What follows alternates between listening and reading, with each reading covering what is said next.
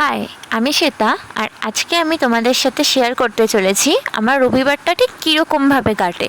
তো সকাল সকাল ঘুম থেকে উঠে পড়ে ফ্রেশ হয়ে নিয়েছি।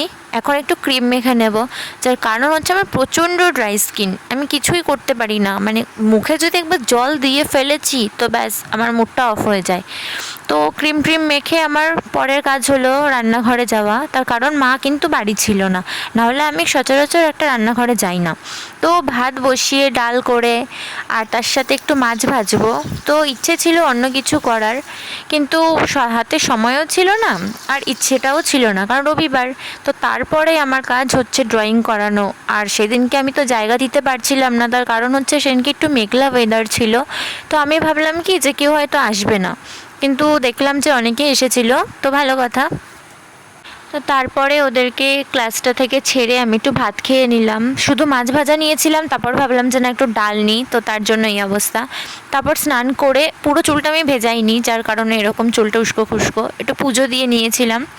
তো সেদিন বাসন টাসন মাজা থেকে সবই আমার উপরই দায়িত্ব বেরোছিল, কারণ মা না বাড়ি থাকলে তো একটু চাপ পড়বেই, তাই না? তো আমরা তো সবাই জানি যে আমাদের মেয়েদের কাজ মায়েরা কতটা সাহায্য করে। তো যাই হোক, পুজো টুজো দিয়ে তারপরে আবার বিকেল হয়ে গেল, তখনই বৃষ্টিটা স্টার্ট হলো। তো কিন্তু চোখে তো ভীষণ ঘুম, সারাদিন একটা টায়ার্ড ফিল করেছি।